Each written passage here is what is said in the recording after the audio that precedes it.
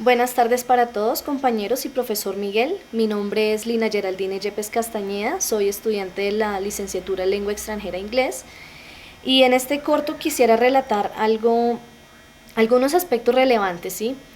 Quisiera rescatar de pronto algo de los videos que hace el comediante Alejandro Riaño con su personaje Juan Piz González cuando entrevista a Jesús Santrich y a Timochenko.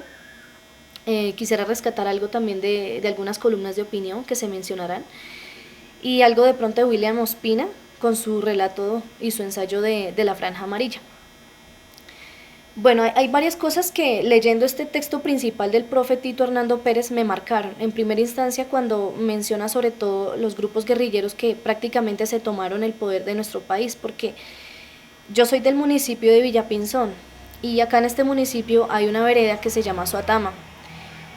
Para aquellos años Suatama estaba así por completo, llena de guerrilla, y pues por obvias razones, por estas fuerzas militares y los combates que se veían en este gobierno de Uribe, mucha gente perdió sus casas, perdió sus tierras y pues tuvieron que abandonar todo y venirse al pueblo, viajar a ciudades o a diferentes municipios. De hecho, hay un primo, yo tuve un primo que se perdió, se fue para la guerrilla, no se supo si se fue, si se lo llevó, el punto es que terminó en la guerrilla y hasta el sol de hoy nadie de mi familia no hemos podido saber si está vivo, si está muerto, bueno, ya son cosas de experiencia.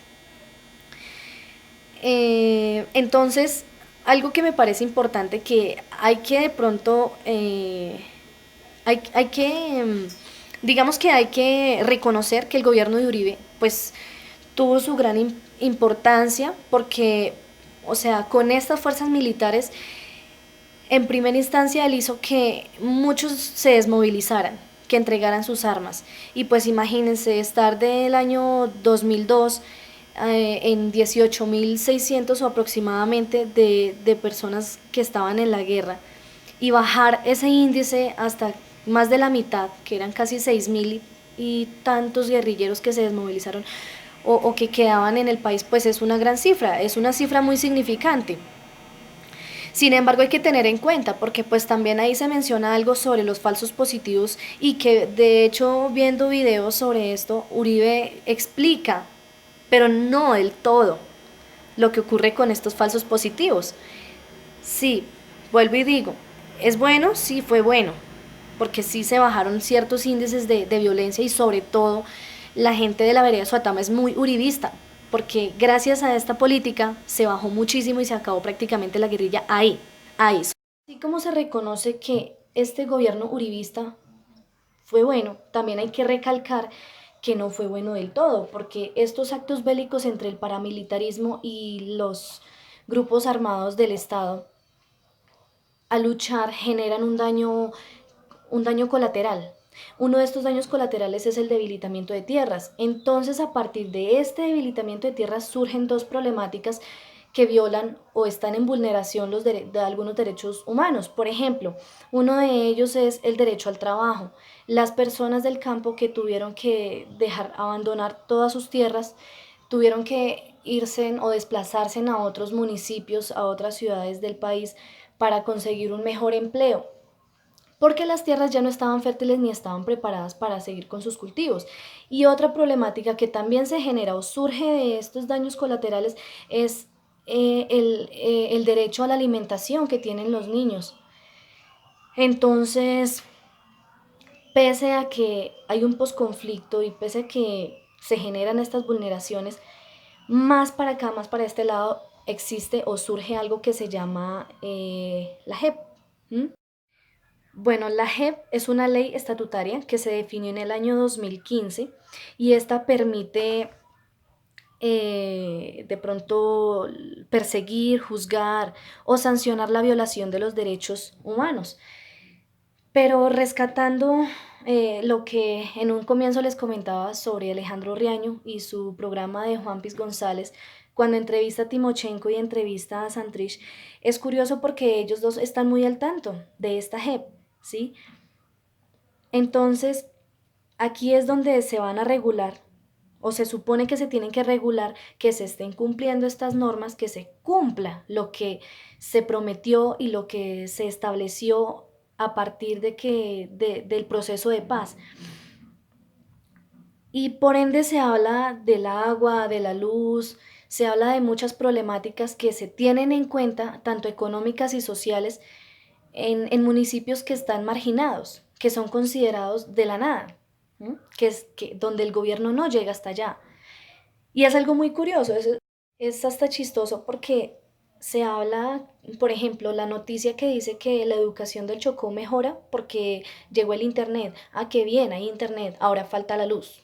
O bueno, está bien, el Estado actualmente se está preocupando en estos municipios que están marginados, a donde el gobierno jamás había llegado, que el agua, que la luz, que de pronto el aspecto cultural, pero hay algo que se queda cojo, y es esa violencia a la mujer por el acceso carnal, que hace muchos años o en esa época de la violencia, la mujer fue violada.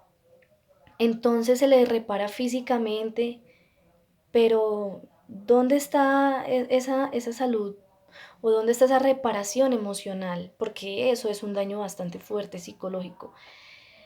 Me recuerda a una columna de opinión que hace Juan Lozano en el 2000, este año 2019, sobre los niños y los ancianos que aguantan hambre, en el periódico El Tiempo, donde destaca que actualmente la violencia a la mujer o esa desigualdad aún existe, ¿sí? Está y se vive, se siente en, en la parte laboral, porque cómo es posible que teniendo el mismo cargo, la misma intensidad horaria, a un hombre se le prefiera más en el salario. La diferencia está en un 20%, ¿sí? Y eso me recuerda también, existe como una imagen, una comparación que me pareció tan real, y están en una pista de atletismo compitiendo mujeres contra hombres, ¿sí? Los obstáculos de las mujeres están en el lavar, en el planchar, en el hogar, porque son cosas de las que un hombre, o en algunos casos, algunos hombres no tienen que hacer, no son obligaciones, cosa que para uno de mujer sí está, y aún así nos exigen que tendremos que rendir mejor o al igual que ellos, pero en el salario sí es un 20% de diferencia. Entonces, en dónde está eso? Eso es lo que me pone a pensar desde mi perspectiva. Se siente la verdad mucho y es muy triste esa inequidad, esa desigualdad. ¿Mm? Otro aspecto a mencionar es el famoso techo de cristal que menciona Camilo Granada en su columna de opinión feminista que hizo hace poco en agosto en la revista Semana. Y es que esto es como una crítica de un impedimento que se le hace a la mujer porque no puede acceder a cargos laborales más elevados en la jerarquía profesional. Entonces, este es otro derecho actualmente que se vulnera de la mujer porque afecta el desarrollo profesional. Por ende, es un acto corrupto de machismo que siempre ha estado y que se originó desde tiempos remotos, y aún no se le ha reconocido suficientemente el triunfo de la mujer en la parte profesional, por ejemplo, en la parte científica. Y aunque se han dado posibles soluciones, siempre se ha pospuesto. Digamos que algunos, inclusive hasta los proyectos nacionales, se supone que este país debe tener un proyecto nacional, pero siempre se pospone y se pospone. De eso también nos habla William Ospina en La Franja Amarilla, y reconoce que el país siempre pospone las cosas y a fin de cuentas en nada estamos, nunca estamos. ¿Sí?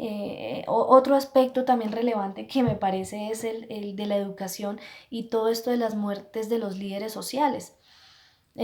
Hoy en día yo creo que a uno como maestro ya le da miedo trabajar o proclamar paz porque uno no sabe en qué momento lo puedan matar. Y a mí me surge una pregunta, ¿a quién le echamos la culpa? Se supone que se entregaron las armas, se supone que pueden ser las simples bandas delincuenciales, pero a raíz de eso tiene que venir algo más poderoso, ¿sí? ¿A quién se le echa la culpa? ¿Dónde está entonces el gobierno? ¿Qué explicación hay para esto? ¿Por qué pasa tanto esto?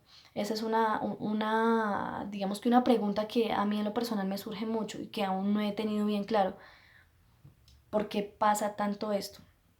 Entonces, en conclusión y ya pues para cerrar esto, considero que aunque en el país ha mejorado mucho y ha servido bastante este proceso de paz, todavía faltan muchas cosas porque hay cosas que se quedan muy cojas. Entonces, falta y hay que seguir en la lucha proclamando la paz y pienso que desde la educación como maestros uno tiene que inculcar mucho en los estudiantes valores y que estos valores no solamente se queden dentro del aula.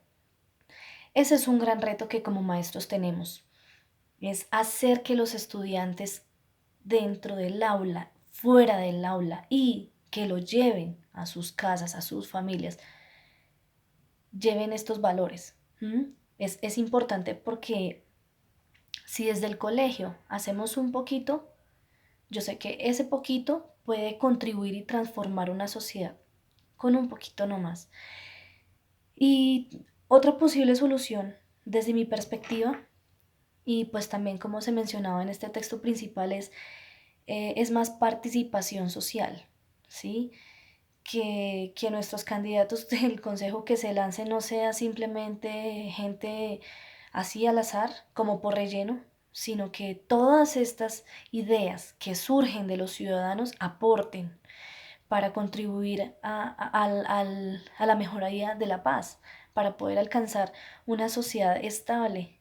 Entonces es una invitación que desde este corto se hace para que nosotros como ciudadanos participemos más democráticamente y no nos dé de pronto miedo o hasta incluso pereza utilizar todos estos mecanismos de defensa de los derechos humanos. Sobre todo porque muchas veces los colombianos predicamos pero poco aplicamos, entonces yo considero que es bastante importante el estar muy al tanto, pero no solamente es hacer críticas de lo que sale en los noticieros o de lo que leemos, sino el, venga, hacer algo, hagamos algo, así sea poco, pero hagamos algo por una paz para este país. Eso es todo, espero que les haya gustado, espero que de pronto comentarios, sugerencias, preguntas. Muchas gracias.